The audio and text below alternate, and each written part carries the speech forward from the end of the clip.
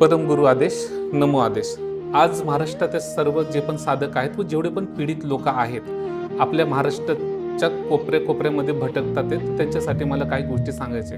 इथून पाठीमागं मी काय करायचो की लोक जे पण असतील त्यांना त्या बाधेतनं मुक्त करायचं, पण माझं असं कधी डोक्यात नव्हतं की हो आपण त्यांना विचारलं पाहिजे किंवा काय केलं पाहिजे किंवा काय नाहीये। पण आता सर्वच महत्त्वाचं तुमचं सर्वांचं कशा पद्धतीने जनजागृतीचं कार्य आम्ही राबवतोय हे तुमच्यापर्यंत पोहोचेल।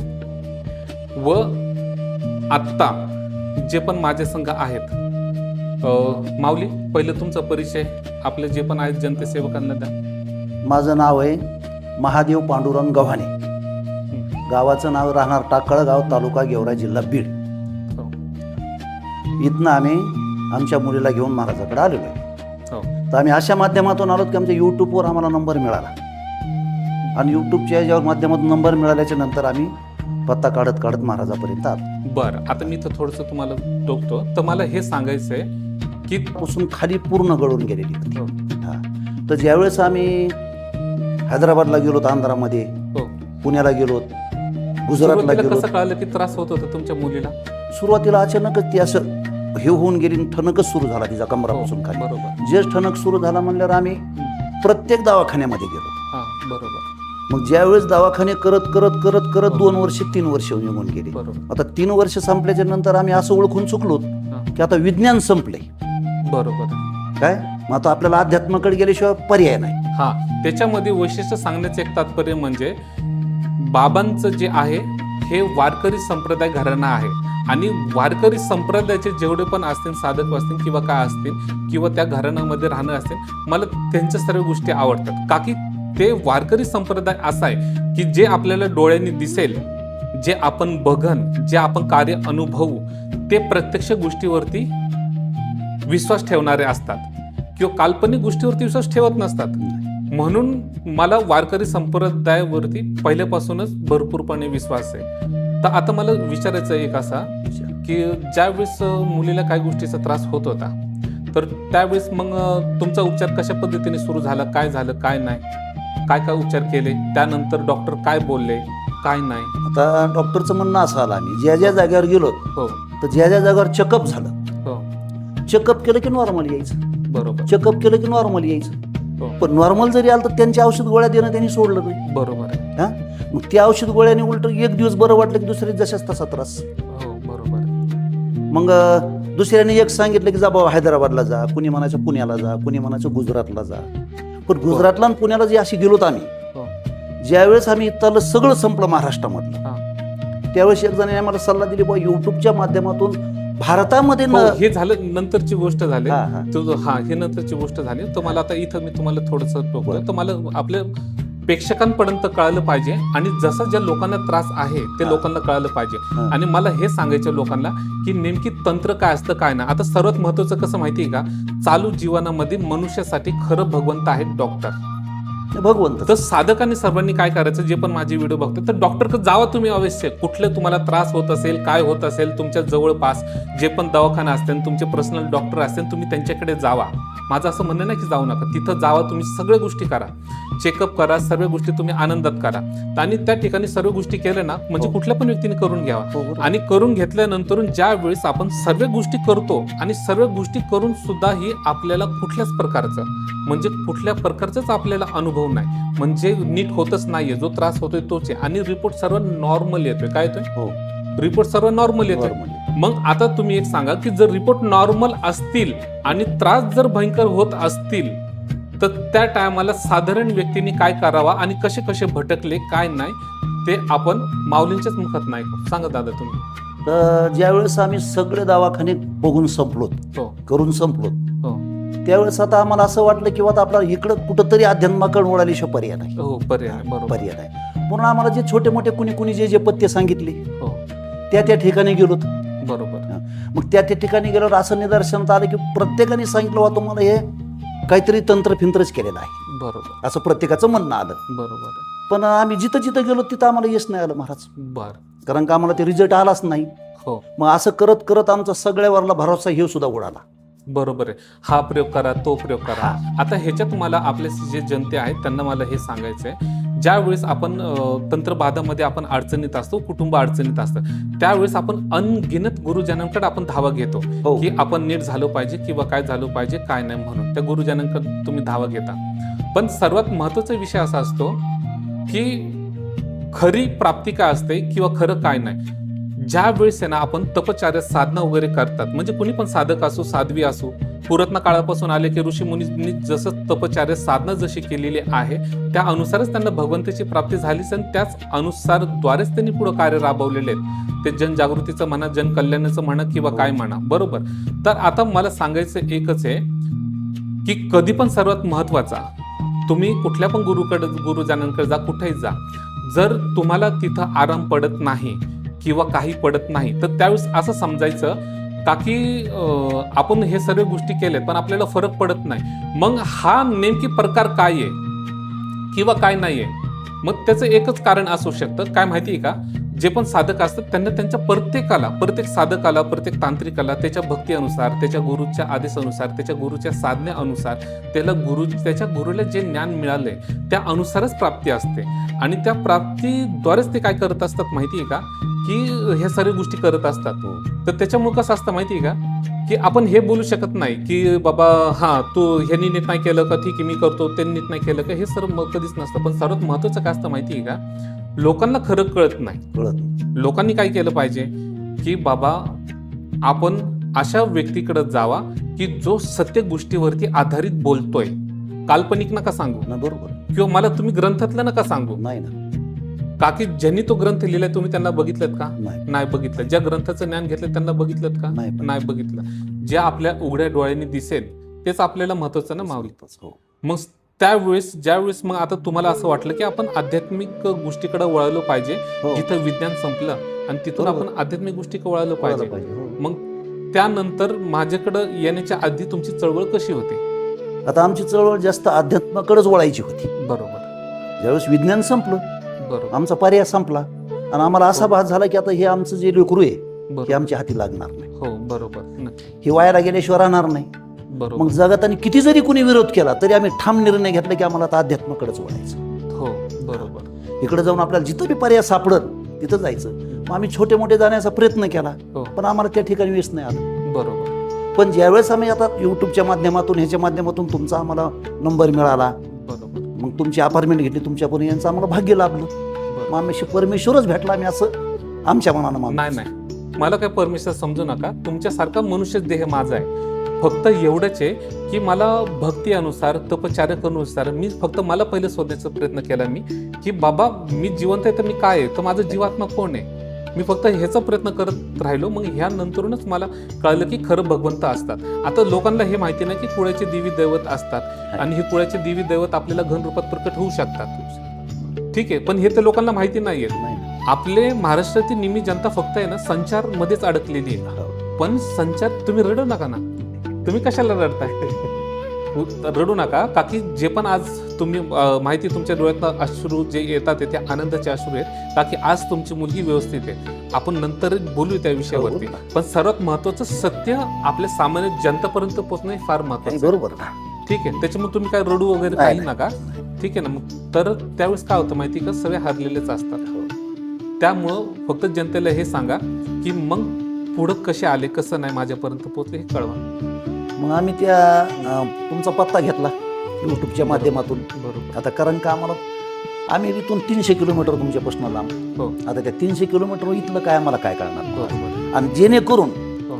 आमच्या जीवनामध्ये 60 वर्षाचं आयुष्य आमचं झालं महाराज. हो बरोबर. तर आम्ही सांप्रदायिक माणसं. बरोबर. मग सांप्रदायिक माणसं असल्यावर कीर्तन भजनात असल्यामुळं आम्हाला ह्या गोष्टीवर विश्वासच नव्हता. बरोबर. आणि बसू सुद्धा शकत नव्हता. बरोबर. मग तुम्हाला मी सांगितलं, ज्यावेळेस विश्वास आमचा ठिकाणाच उडाला, हो संप्रदायावर तर आमचा 100% विश्वास, बरोबर. संतावर आमचा जीवापाड प्रेम आहे. हो आम्ही मेलो तरी चालेल, पण आम्ही संतांच्या बाजूला जाणार बरोबर. असे आमच्या आत्म्याने आम्ही सांगतो. पण पर्याय नसल्यामुळं आम्ही शोधत तुमच्यापर्यंत आलो.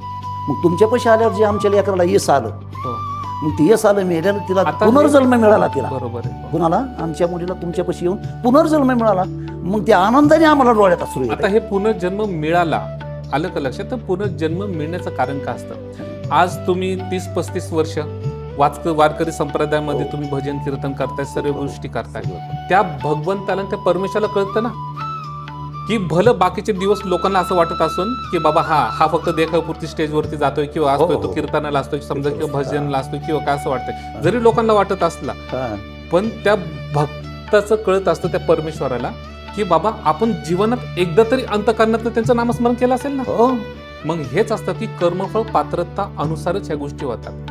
पण सर्व लोकांना मला हे सांगायचं, तुम्हाला असं वाटत असेल, सर्व जे आता माझे व्हिडिओ बघ, तुम्हाला असं वाटत असेल की बाबा आम्ही तर काय वारकरी संप्रदायात आम्ही कुणाचं काय करत नाही किंवा आम्ही वेल एज्युकेटेड आम्ही शिक्षणामध्ये आहे तर आमचं कशाला कोण काय करत, आम्ही कुणाचं वाईट करत नाही किंवा काय करत नाही. एक लक्षात ठेवा, ज्या वेळेस आपल्या जीवनामध्ये आपल्यावरती तंत्रक्रिया होते कधी आणि कधी नाही, ह्याचं मी तुम्हाला एक महत्वाचं सांगतो. होण्याचं कारण काय, सर्वात महत्वाचं जीवनामध्ये आपली जी वाणी आहे सरस्वती, म्हणजे तुम्ही जे बोलतो ना ज्यावेळेस आपण लोकांमध्ये पाहुण्या रावळ्यांमध्ये आपलं बोलणं कधी पण आवरायचं असतं. आपण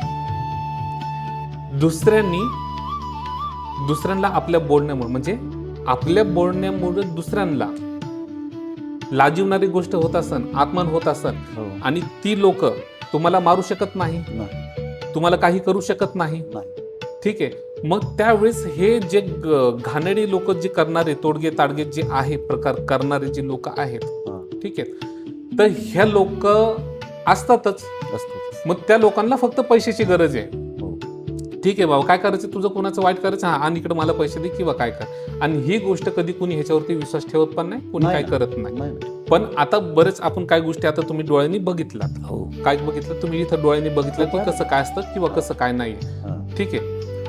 तर मी फक्त एकच तुम्हाला सांगितलं की ठीक आहे, बाकी काय असं आपल्याला कोणाशी काही घेणं देणं नाही, फक्त तुमची मुलगी फक्त जिवंत राहणं चांगलं आणि तिच्या मुलांना तिची आई मिळणं हे फार महत्वाचं. बरोबर की नाही. मग त्यामुळं तुम्ही अजून सांगा की त्या टायमाला तुमच्या जे काही गोष्टी होत होत्या म्हणजे अनुभवामुळं की आपल्याला काही मार्गच मिळाले नाही, मग तुम्ही इथं आलात. बरोबर. इथं आल्यानंतर मी तुम्हाला काय सांगितलं, पहिली गोष्ट मी तुम्हाला एक सांगितलं, मला काल्पनिक कुठल्या गोष्टी सांगू नका, ठीक आहे. मला कळलेलं आहे भगवंताच्या आज्ञेनुसार काय गोष्टी काय कळलेलं आहे, तर ठीक आहे तुमची मुलगी नीट होणार. आता ज्यावेळेस तुम्हाला सांगितलं की तुमची मुलगी नीट होणार, ठीक आहे, मग त्यानंतर मला जे भक्तीने तपसाधनेने द्वारे जे काय मला भगवंताकडनं मिळालं, त्या अनुसार त्या भगवंतानी त्या माईंडला माता माऊलीला नीट करून टाकलं. काय केलं त्यांनी केलं. माध्यम फक्त मी आहे. कोण आहे माध्यम, फक्त मी आहे. मी असं म्हणू शकत नाही की मी आज तुमच्या मुलींना वाचवलं, मी तुमच्या मुलीसाठी असं केलं, मी तुमच्या मुलीसाठी तसं केलं. पण ते बुद्धी देणारा परमेश्वरच ना मला तुमच्या पद आणायला. हो, पण ते तुम्ही इथपर्यंत पोहोचण्याचं म्हणजे तेच सांगतोय मी लोकांना की आपली कधी पण जीवनामध्ये भक्तीच श्रेष्ठ ठरत असते. ते आपण वारकरी संप्रदायामध्ये असू किंवा घरामध्ये तपजप करत असू, पण त्याच्यासाठी तुम्हाला सर्वात महत्वाचं एक गोष्ट महत्वाची, जे पण साधक गण जी जनता ऐकते त्यांना हे महत्वाचं आहे की बाबा आपण ज्यांच्याकडे जातोय आपण योग्य ठिकाणी आहे की नाही हे फार महत्वाचं आहे. बरोबर आहे, ठीक आहे. आणि ज्या ठिकाणी अहंकार असेल तिथं तर मनुष्याने कधी कुठं थांबूच नाही. तर माझं फक्त एक सांगणं आहे. मग त्यानंतर आता तुम्ही बघितलं आता तुमची मुलगी कशी आहे? ठणठणीत आहे आमची, एकदम व्यवस्थित आहे, एकदम व्यवस्थित आहे. आमच्या मुलीला काहीच राहिलं नाही आता एकदम. म्हणजे तुमची मुलगी किती वर्षांनी झोपली? आमची मुलगी 3 वर्षांनी झोपली महाराज. बरोबर ना. 3 वर्षांनी 12 घंटे झोपली ती. तर 1 तासभर सुद्धा झोपत नव्हती आणि एक असं कोरभर भाकरीच्या पुढे अन्न जात नव्हतं तिला. आता ती 2-2, 3-3 पोळ्या खायला लागली. अजून एक आनंद काय पाहिजे एक वडिलाला, तर काय असतं माहिती का जीवनामध्ये, आता जी पण माता माऊली ऐकत असेल किंवा जी पण माझ्या बहिणी ऐकत असतील, जीवनामध्ये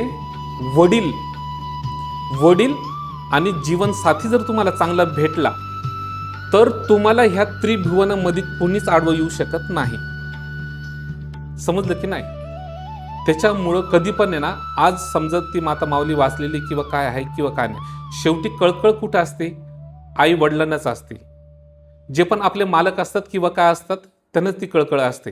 पण ह्याच्यामध्ये सर्वात महत्वाचा की वेळेला प्रतिसाद असणं ते खूप महत्वाचं आहे. तर कुटुंबातले कोणी पण व्यक्ती असो तुमच्या जीवनातले, त्याच्यामुळं कसं आहे माहिती का, संसारामध्ये जे पण राहतात किंवा काय राहतात तुमच्यासाठी कुळ, कुटुंब आणि भावकी खूप महत्वाची आहे. तर जीवनामध्ये एकी कधी तोडू नका. जर तुम्ही जर एकी तोडलात की कुणाच्या सांगण्यावरनं, हा तुम्ही ह्या भक्ताकडे गेलो होतो आणि ह्या भक्तांनी सांगितलं बाबा तुझ्या ह्या भावानी केलेलं आहे, तुझ्या त्या भावानी केलेलं आहे, तुझ्या चुलत भावानी केलेलं आहे, तुझ्या अमुक केलेलं आहे, तुझ्या नातेवाईकांनी केलेलं आहे, फलानं केलेलं आहे, तर अशा कुठल्याच गोष्टी ऐकू नका तुम्ही. एक गोष्ट लक्षात ठेवा, का की आमच्यासारखे वेशमध्ये लोकांचा धंदाच आहे. आहे ना. ठीक आहे. हा, आता माझं सांगण्याचं तात्पर्य, आता एखादा मला बोलन, मग तू काय धंदा करत नाही का? तू मला बोलणारच आहेत, तू काय धंदा करत नाही, लोकांकडे पैसे घेत नाहीये. पैसे घेतो ना, मी कुठं म्हणतो की नाही पैसे घेत, पैसे घेतो, पण सर्वात महत्वाचं कष्टाचंच पैसे घेतो, कुणाचं फुकटचं घेत नाही. आहे ना, बरोबर. तुम्हाला कुठल्या गोष्टीला जबरदस्ती केली नाही नाही, काहीच नाही. तुम्हाला आज मी बोलतोय तर मी तुम्हाला बोलण्यात कुठलं जबरदस्ती नाही केली? नाही, काहीच नाही, कशीच नाही. फक्त एवढंच की आपलं एक बोलणं असं झालं की साधारण जनतेपर्यंत हे पोहोचत नाही, तर काय केलं पाहिजे माऊली? बरोबर आहे. म्हणून माझ्या लक्षात आले की हो, जे सत्य आहे ते तर पोहोचणं गरजेचंच आहे. हा, जे खरं आहे ते पोहोचायलाच पाहिजे ना. म्हणूनच आज हे माऊलींना आम्ही संवाद करतोय. आता आपण एक काम करूया, त्यांची जी कन्या आहे, जिला ह्या गोष्टीचा त्रास होत होता, तर आपण त्या माईला बोलून घेऊ आणि बोलून घेतल्यानंतर त्या माईशी आपण चर्चा करूया आणि ते माई स्वतः सांगतील. ठीक आहे, चालेल. नमो आदेश.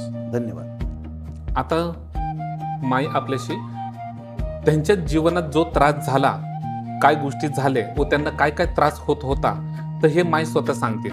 मग ज्यावेळेस माईने सांगितल्यानंतर मी तुम्हाला सर्व जी पण आपली जनता आहे तर तुम्हाला सांगतो की नेमकी हा त्रास कसला असतो आणि ह्याचा प्रकार काय असतात आणि कशा कशा प्रकारची तंत्रक्रिया होत असतात व कशा कशा प्रकारचे तोडगे करतात. ठीक आहे. असं जर त्रास कुणाला होत असेल तर त्यांना नक्कीच कळेल. बर माई, तुम्हाला काय त्रास होत होता, काय नाही, तर हे लोकांपर्यंत पोहोचणं खूप गरजेचं आहे. तर हे तुम्ही सांगा की तुम्ही काय त्रास होत होता, किती वर्षापासून त्रास होता, तो कशा पद्धतीचा त्रास होत होता, हे तुम्ही लोकांना सांगा. मला सुरुवातीपासून पाय दुखायला लागले, अचानक एकदम पाय दुखायला लागले. हो. आणि एवढे पाय दुखायला लागले की म्हणजे मला चालता पण येईना गेलं. हो. आणि कमरेपासून पूर्ण खाली पाय गळाले. माझे बरोबर. पाय वाळले होते, म्हणजे पाय असे पूर्ण छोटे छोटे झाले, वाळून गेले होते पाय. हो. एवढे हॉस्पिटल दाखवले, पूर्ण महाराष्ट्र फिरलो. डॉक्टर म्हणायचे काहीच नाही, नॉर्मल आहे.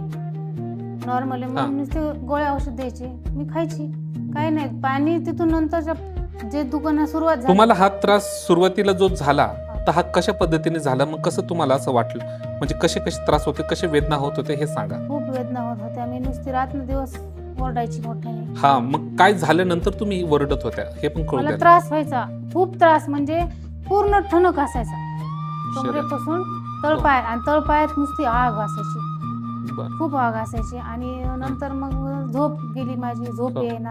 झोपीच्या गोळ्या खाल्ल्या, झोप तरी पण झोप नाही.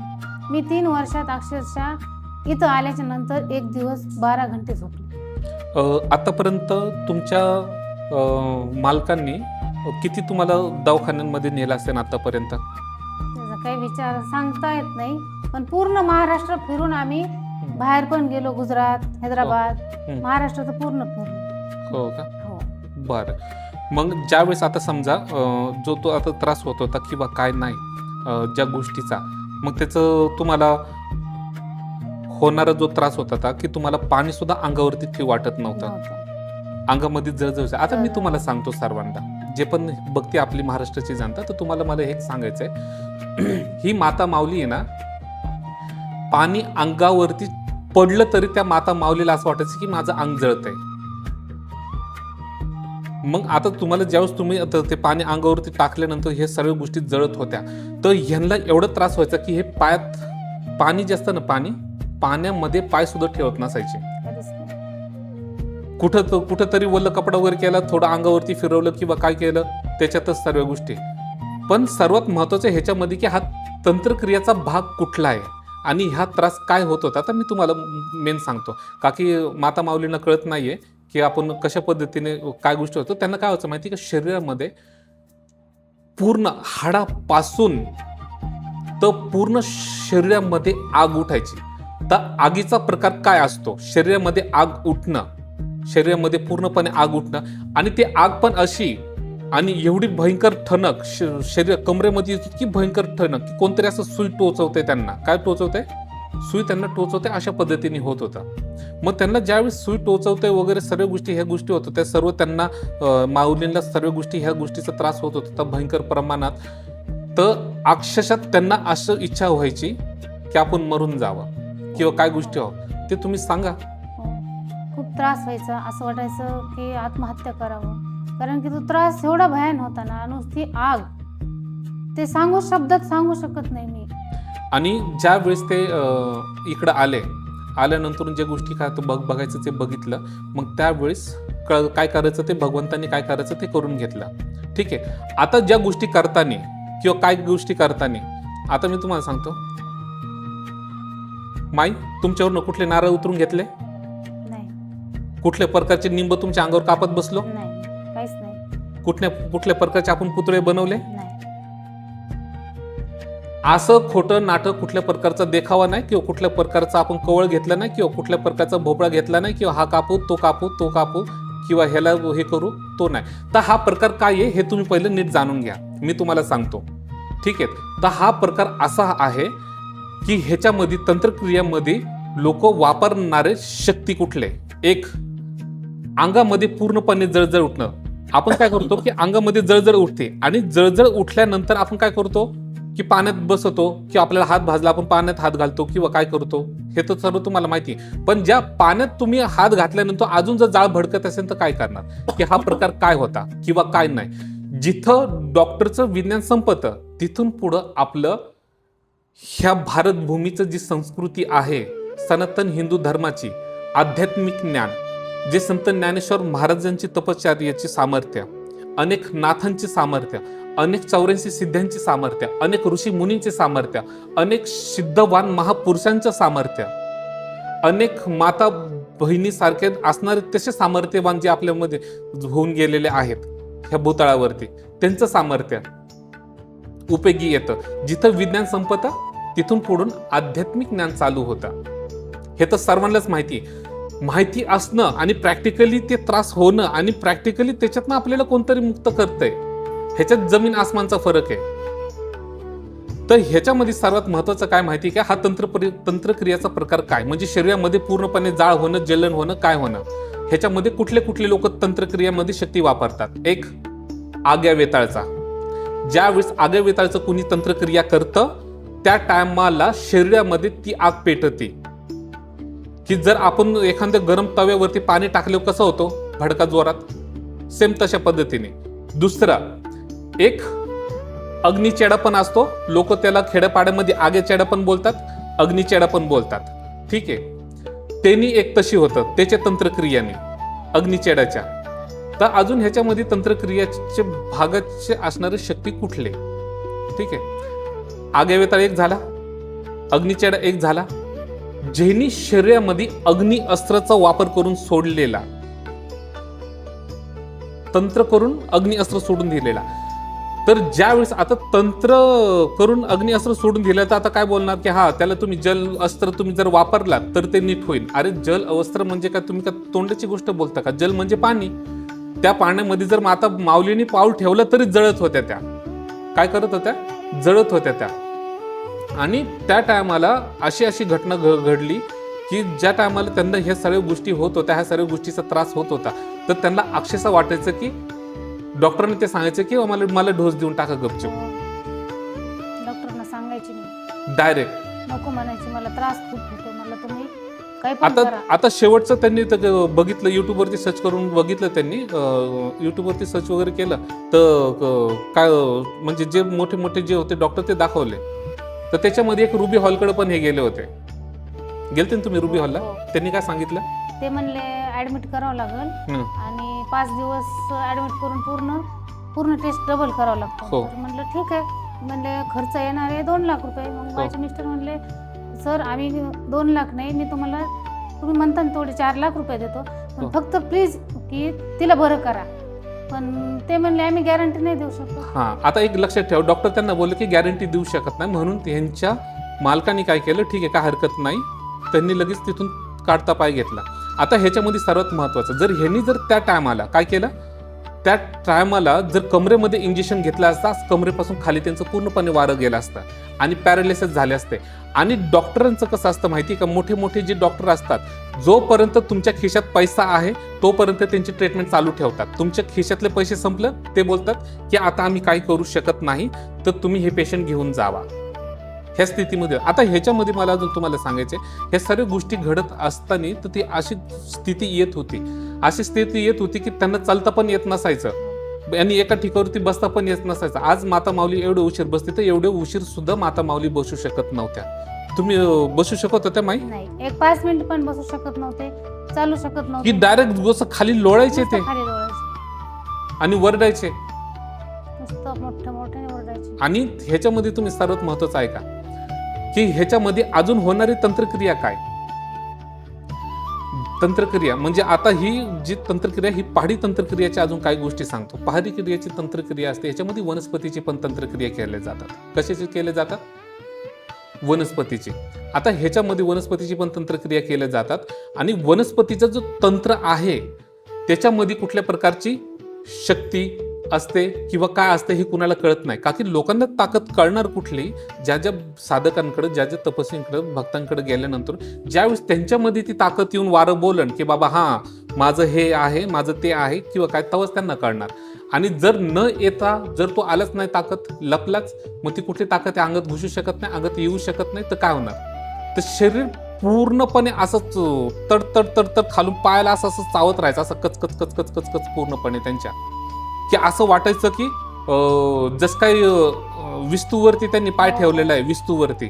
तर ह्या पद्धतीचं त्यांच्यावरती तंत्रक्रिया होते, विस्तूवरती पाव ठेवला. तर ह्याच्यामध्ये कसं असतं, आता लोकांना काय वाटतं माहिती का, हो ठीक आहे चालन बाबा, की काय नाही, तिला अंगाला जळजळ होत असेल तर तिला जळवात असेल. काय असेल? बरं, मग जळवात जर असला तर एवढा भयंकर प्रमाणात त्रास कशाला पाहिजे की तळपायापासून तर डोक्याच्या मस्तिष्कापर्यंत आणि नुसतं वरडणार, झोप नाही काय नाही. ज्या दिवशी इथं काय करायचं होतं भगवंतानी ते केलं, ठीक आहे माई. तर त्या टायमाला तुम्ही झोपले, झोपेतनं उठल्यानंतर परत तुम्ही का रडले? मला आनंद झाला, कारण की मी 3 वर्षात एवढा वेळ आणि इतकं शांत कधीच झोपले नव्हते. 1 तासभर पण मी झोपत नव्हते. आणि ह्या गोष्टीवरती तुमच्या मालकांना विश्वास होता? नाही, बिलकुल नव्हता. येताना त्यांनी विरोध केला, नाही म्हणले काही खरं नसतं, शेवटी डॉक्टरच तुला नीट करते. पण जे मी पण म्हटलं, बघू, प्रयत्न करून बघायला काय हरकत आहे, आपण जाऊन बघू. बरोबर. बघू, तिथं गेल्याच्या नंतर आपल्याला कळलं ना. मग आम्ही आल्याच्या नंतर 1-2 दिवस मला त्रास झाला, नंतर मग एकदम बरं वाटायला मी त्यांना फोन केला. तर मग ते एवढे खुश झाले की ते म्हणले, म्हणजे मी कधी विश्वास ठेवत नव्हतो, बरोबर. ठेवणारा माणूस आणि विश्वास ठेवला. मला म्हणले मला काही नको, तू नीट झाली ना, हेच महत्वाचं. आता मला जनतेला सांगायचं काय, जी भक्ती करणारे, साधना करणारे किंवा काय किंवा जी जनता ऐकते, तर मला हे सांगायचंय की जे पण सुशिक्षित आहेत त्यांना ह्या गोष्टीचा त्रास होत असेल तर फक्त प्रॅक्टिकली गोष्टीवरती लक्ष ठेवा, काल्पनिक गोष्टीवरती लक्ष नका ठेवू. इथं असं झालं होतं, तिथं तसं झालं होतं, समजा त्या ग्रंथात होतं किंवा काय होतं, फलन होतं, बिस्तान होतं, सांगण्या गोष्टीवरती लक्षात नका ठेवू.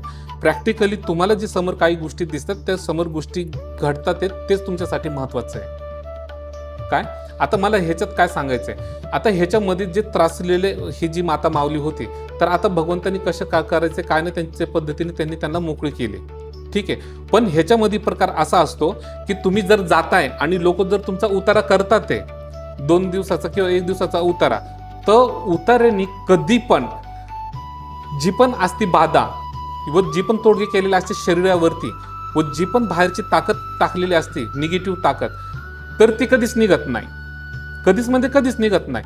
आणि ते तंत्र काटन होतं कसं नाही, आज मी तुम्हाला ह्या गोष्टीवरती सुद्धा परखड बोलणार आहे. तर ह्याच्यात सर्वात महत्वाचं असतं.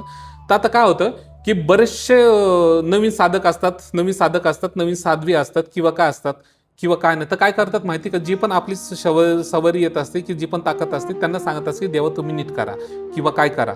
तर कसं असतं माहिती, देवा तुम्ही नीट करा, तुम्ही बोलता सर्व तुमचं मान देईन, काय तुम्ही करायचं, काय गोष्टी करता, तसं बोलल्याने समोरचा नीट होत नसतो. आणि तुम्ही काय करता, उतारा वगैरे करता, तात्पुरतं काढता ते शरीरातलं, जी पण ताकद आहे शरीरात निघून जाते. निघून गेल्यानंतर काय होतं, तुम्हाला असं वाटतं की हो निघून झालं, ते म्हणतात हो मला आज बरं वाटते, आज मला मोकळं वाटते पूर्ण, शरीराने पूर्ण फ्रेश वाटतंय असं बोलतो. त्यानंतर परत घरी गेल्यानंतर त्यांना तसाच त्रास चालू होतो.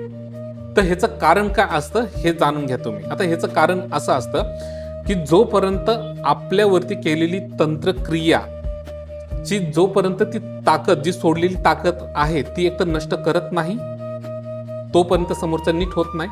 आणि ज्या तांत्रिकाने ही ताकद सोडलेली आहे, जी क्रिया केलेली आहे, जोपर्यंत त्याची विद्या बंद पडत नाही किंवा समोरचा ज्या पण गुरुजनकडे जात आहे, जो पण गुरु असतो करणारा आणि ज्याच्याकडे तुम्ही जाताय ते गुरु, जोपर्यंत त्या दोघांमध्ये युद्ध होत नाही तोपर्यंत समोरचा पेशंट नीट होत नाही. तर आज मी एक गोष्ट अजून सांगतो, महाराष्ट्रातले सर्व जनतांना हे सांगायचंय, जर तुम्ही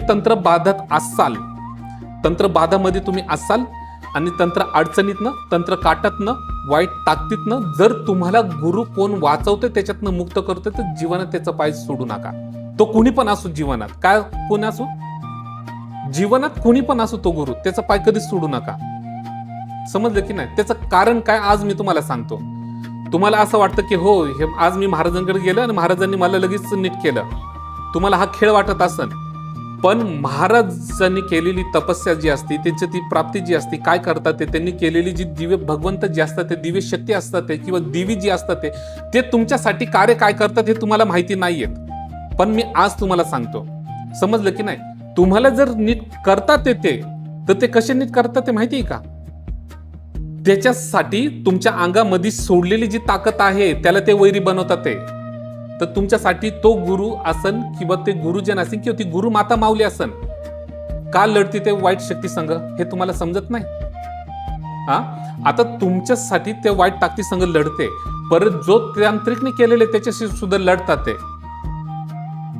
त्याच्याशी लढून त्याला युद्धामध्ये हारून ते युद्ध असतं, जसं मच्छिंद्रनाथांनी केलेलं होतं समस्त ह्याच्यामध्ये, तसंच.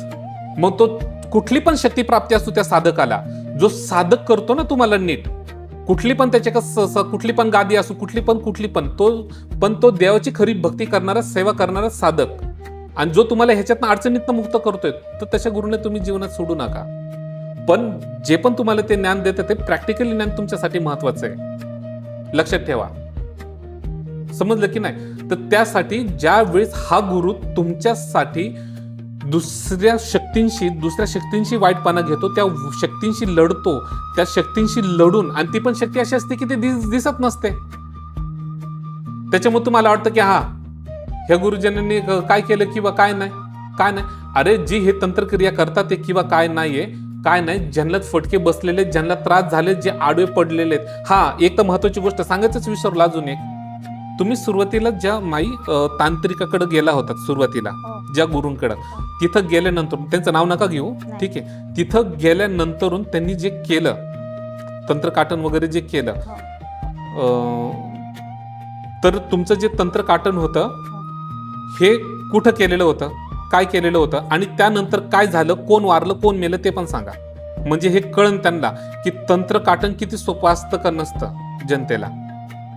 आम्ही त्या महाराजांकडे गेलो, त्यांनी सगळं उतारे वगैरे केले, आणि ते म्हणले बघू म्हणले नंतर, कारण की लेडीज असल्यामुळे मला जास्त काही करता येत नाही. बरोबर आहे. आणि मग त्यांनी सगळं केलं, माझे उतारे वगैरे. मला खूप त्रास झाला, रात्रभर झोपले नाही, आरडत होते तिथं पण मी. आणि मग नंतर आम्हाला काय सकाळी परत जा म्हणले ते. त्यांनी काय करायचं पुढं, घरी काय करायचं ते सगळं सांगितलं आम्हाला. आम्ही सगळं केलं, सगळं करून काय मला काही हेच नाही, बरोबर, बरंच नव्हतं वाटत म्हणजे. आणि नंतर ते मग एक 6 दिवसांनी हे झाले. काय झाले स्पष्ट सांगा. 6 दिवसांनी म्हणजे त्यांचं म्हणजे मी सांगतो की 7 दिवसानंतर ते मृत्यू पावले गेले. काय गेले तर ते मृत्यू पावल्यानंतरून मग तुम्ही विचार करा, जर तुमच्यासाठी कोण गुरुजन लढतोय आणि तुम्हाला त्या तंत्र काटण्यातनं तुम्हाला मुक्त करतोय आणि मुक्त करून तुम्हाला त्याच्यातनं सुखरूप तुम्हाला ठेवतोय, तर त्या गुरुचे तुम्ही जीवनात कधी पण आभार माना, का की तुमचं जीवन त्या गुरूंनी वाचवलेलं आहे. मग ते माझ्यावरनं बोलत नाहीये, मी माझ्यावरनं बोलत नाही. ह्या भारत भूमीमध्ये कुठं पण असणारा साधक असन हा त्या भक्तासाठी, त्या साधकासाठी, जो त्याच्यासाठी, जो त्याच्या देवाची तो भक्ती करतो, जो त्याच्या देवाची प्राप्तीसाठी तळमळ करतो, जो त्यांनी ती प्राप्ती केलेली आहे त्या गुरुजनांसाठी सुद्धा आहे. व ह्या महाराष्ट्रामध्ये ज्यांनी पण देवींना प्राप्त केलं ते हे कार्य करतात, ते चांगलं लोकांना ह्या वाईट गोष्टीपासून वाचवतात, ते त्यांच्या सर्वांसाठी बोलतोय मी. म्हणून मला आज सर्व जनतेला सांगायचं होतं की हे काय प्रकार असतो किंवा काय नाही. तर ह्याच्यामध्ये अजून एक मला तुम्हाला सांगायचं आहे काय, की ह्याच्यातली जी तंत्रक्रिया असते, तर आता सर्वांना माहिती आहे की सरडा असतो, हिरवा सरडा, त्याच्यावरची जी तंत्रक्रिया असते, तर त्या तंत्रक्रियेने सुद्धा शरीरामध्ये ती अग्नी पेटते. काय पेटते? अग्नी पेटती. बारीक बारीक फोड्या सुद्धा चालू होतात त्या शरीराला. काय चालू होतात? फोड्या चालू होतात शरीराला त्या. आणि आपण लोक कधी कधी समजतो की नाही मला स्किन इन्फेक्शन आहेत किंवा काय आहे किंवा काय नाहीत. हे तंत्रक्रियेचा सुद्धा भाग असतो की त्यांनी फक्त आग पेटती आणि तुम्हाला असं वाटेल की पित्त उसळलेले, जाग जागी ते फुगत राहतं. काय राहतं? जाग जागीत. तर हे तंत्रक्रिया असते त्या पद्धतीने. आणि हेच सत्य गोष्टी मला तुमच्यापर्यंत पोहोचायचं होतं. अशा अनगिनत आहेत. आता इथून पुढे जे पण लोक असतील त्यांचं तुम्हाला सर्व व्हिडिओ व्यवस्थित तुम्हाला पोहोचेल, जेणेकरून तुम्हाला सत्य कळेल आणि जेणेकरून तुम्हाला सत्य गुरु भेटेल आणि त्या सत्य गुरुला सुद्धा चांगले लोक भेटतील आणि चांगले शिष्य पण भेटतील. ठीक आहे. आज माझ्या शब्दांना म्हणजे आज एवढंच बोलून माझ्या शब्दांना पूर्ण विराम देतो. परमगुरु आदेश. चला.